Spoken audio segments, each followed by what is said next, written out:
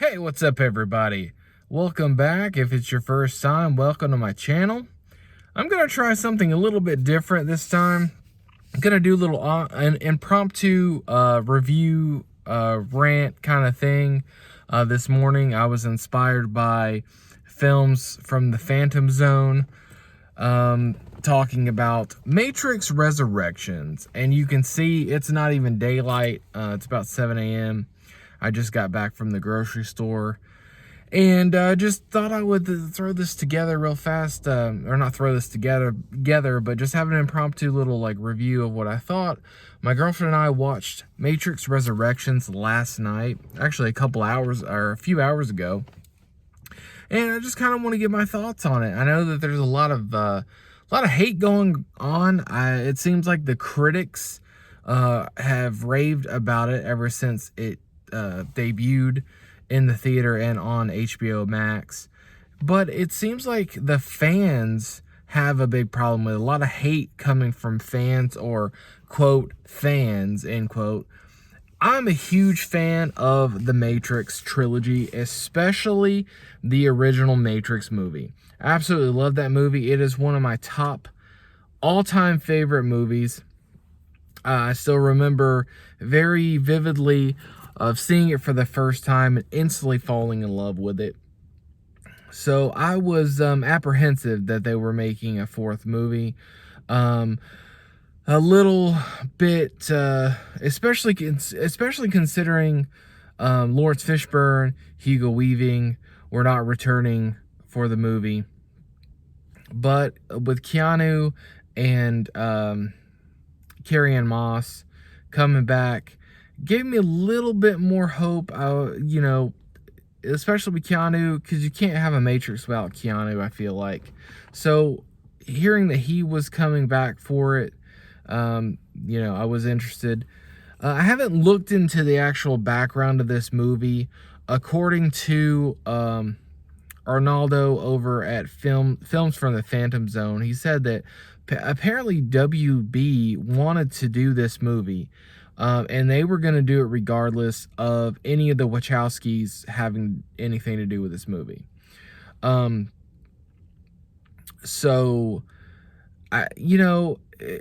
If it were something that basically, made my career and really was a pop culture, kind of like supernova, The Matrix was a hit right from the word go.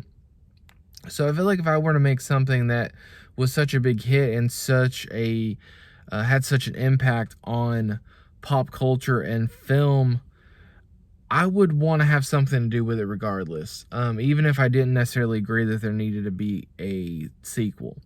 So I am glad one of the Wachowskis came back and, wrote and directed this movie. I think it would have been far worse had that not been the case. If it would have been, all new people having to do with it, especially if it were just a cash grab. Like, let's make a fourth Matrix, because we know it's going to make money. Or we're at least going to trick people into going to the theater or watching it on HBO Max and, get their money or get their time, which is more valuable. But enough with that whole spiel there. Let me tell you what I thought of The Matrix Resurrections. I really enjoyed it. I was super apprehensive about it, and put it off for a while, even though it's been on HBO Max for a bit. It's ending soon. I think it's leaving the 21st of January. And so I wanted to make sure that we watched it in a timely manner. I didn't want to get in a time crunch and miss out on seeing it, especially consider we already have HBO Max, so why not do that? Why, it's no extra cost in the end. So we watched it. 2.5 hour movie, which I was shocked when I saw that it was 2.5 hours. It's pretty lengthy movie. I really enjoyed it from the very beginning. It starts off basically and before I get into this, there are going to be spoilers. So If you don't want anything spoiled for you, go ahead and end the video right now. Come back after you've watched it. But with the movie starting off, as soon as the movie began, I was like, wow, this is the opening of the original Matrix. Um, Even just from the WB logo and everything like that, it was very reminiscent of the original opening the opening of the original Matrix. And you find out why pretty fast. They're basically in a recreation of it, of the events that happened in the original movie with Trinity and all that. So like right from the start, I was really interested in it, or I was really like intrigued. Also a little bit worried, like, is this, because I heard that there was a lot of retreading of the original movie. So I was worried about like how much of that we're actually gonna see. But it was done very well, and right from the get-go, as a longtime fan of the original movie, I was interested. So starting that out, I was already kind of like, okay, um, let's see what they bring us here. And so I like the whole thing with basically Keanu Reeves' character of Thomas Anderson still being basically a software or a program writer, but this time he has developed a highly successful video game in called The Matrix, and basically they have convinced him that everything, all of his memories from the original trilogy, is not real. It's fiction that he has created. It's the video game that he has created. None of it's real. That he's just having basically hallucinations and stuff like that. He's seeing a psychiatrist, which turns out to be the analyst, played by Neil Patrick Harris, the analyst, which is taking the place of the architect in this one. And he does fantastic. I really enjoy him. He's really the main villain of the movie. I liked him a lot. I liked that they kind of did something different while doing the same thing.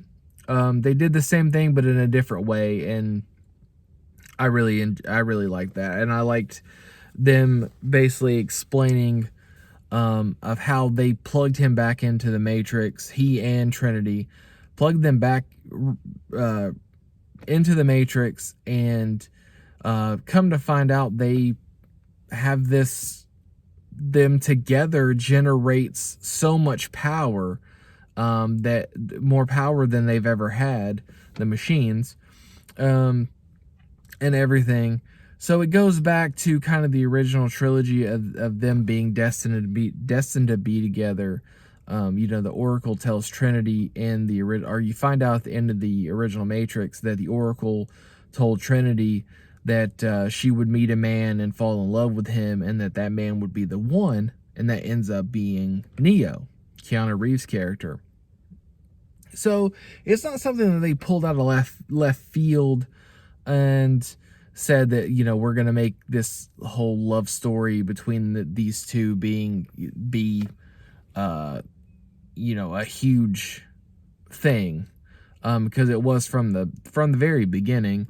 So I like how they incorporated that back into it. That the fact that that's why they have both of them. They kept them both alive and not just Neo. And then, Jada Pinkett Smith comes back as Niobe. That was really cool to see. Despite what I think of her in real life or whatever, it was cool to see that character back. We found out what happened to Morpheus, the original Morpheus, Lawrence Fishburne.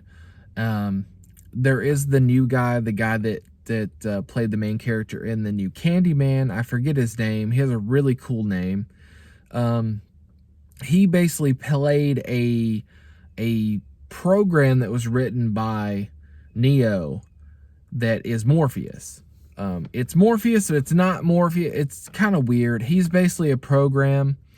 Um, and I thought he did a really good job.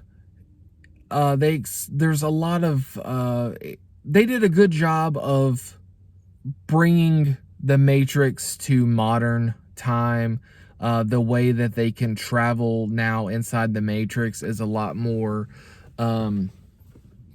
it's a lot more convenient than in the original. Always having to have a landline and everything. They don't have to do that anymore.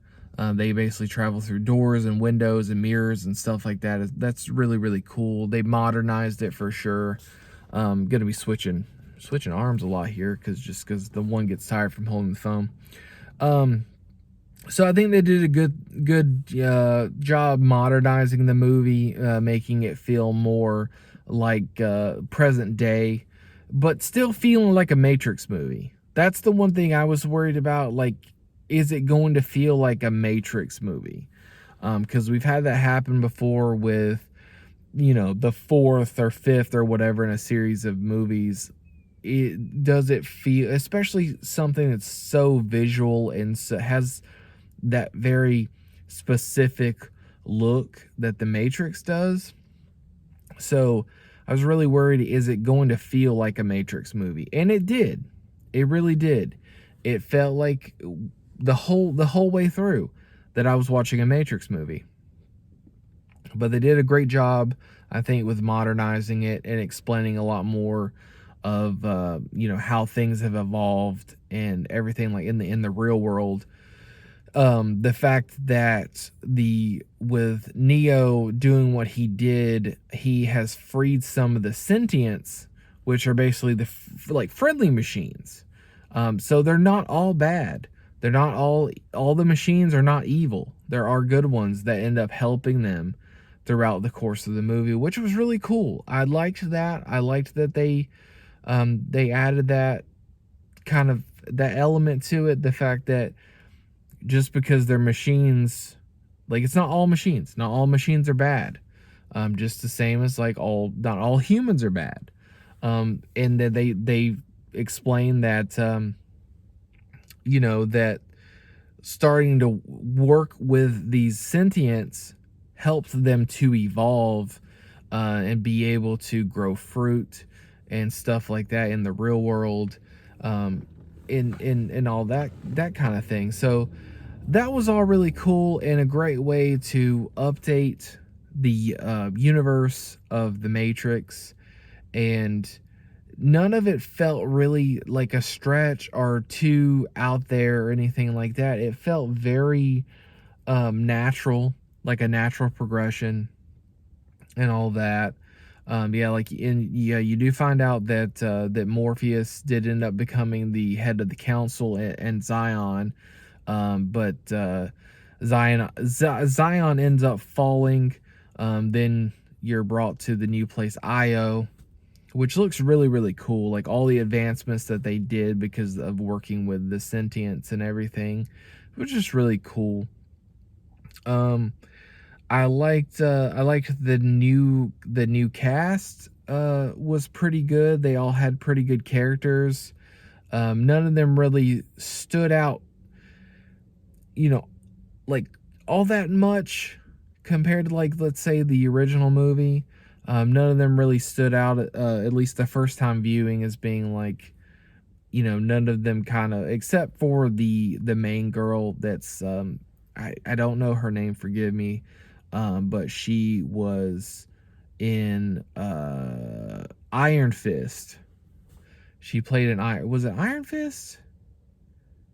I think it was Iron Fist. She was really, with the blue hair, and she was really good. I liked her, except for it was kind of hard at the beginning with the accent, understanding all of what she was saying, because she would speak real fast, and with the accent I was like, what did she just say? I had to turn on the subtitles so that I could be able to understand everything that she was saying. But yeah, all of that was really cool. I will agree with Arnaldo over at Films from the Phantom Zone, talking about, it did seem like they kind of did a big info dump at the beginning. And then it's almost like they didn't have, I'm not going to say that they didn't have anywhere to go. It's just they dumped it all at the beginning, and then there wasn't really too much left at the end other than just a bunch of action, which was good. The action was really good. Um, my biggest gripe was the same as Arnaldo's. Was the guy that plays Agent Smith in this. Not that he's a bad actor. I've never seen him in anything else before or anything. It's just that he was supposed to be Agent Smith. Hugo Weaving supposedly wanted to come back, and the scheduling just didn't allow for it. That this guy didn't do any. He didn't try to mimic Agent Smith in any way. He didn't try to have the same kind of cadence as Hugo Weaving or anything. Even after he, remembers who he is, that he is Agent Smith, and remembers all the things and and all that, he doesn't change his performance at all. He doesn't change the way he speaks or anything like that. He keeps calling Neo Tom, which annoyed the shit out of me. That was my biggest gripe of the entire movie, was that he kept calling Neo Tom instead of Mr. Anderson. Because that was always the big thing, even all through the movies, even the last one, Mr. Anderson. So that was my biggest gripe of the entire movie, the fact that actor there was a big disconnect there. It was saying that it was that way, that he was Agent Smith, but I didn't feel that in the performance. I didn't get that at all. Like I said, my biggest gripe for sure. I'm trying to think before I kind of wrap this up if there's anything else that I wanted to speak about with the movie. Overall, I really enjoyed it. I don't understand what these self-proclaimed big Matrix fans are talking about, that they didn't like it, or they hated it. Some people were just like, I hated it. I don't get that at all. I don't understand it. I thought it was really good. I think it was. I think that it needed to be made? No.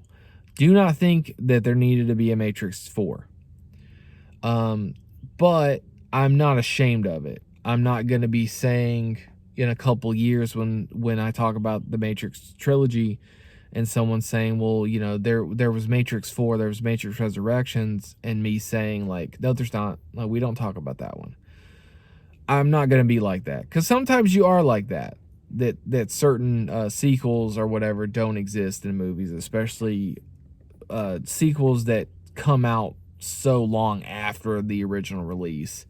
I won't be doing that here. So, but the ending had me worried a little bit at first, because I thought that they were going in the realm of Trinity is now the one, and Neo is not, because of the whole thing. Agent Smith even says that the one could have been anybody, or you could have been anybody, or the one could have been anybody, but there's only one me, or I'm everybody, or something like that. And that's when the whole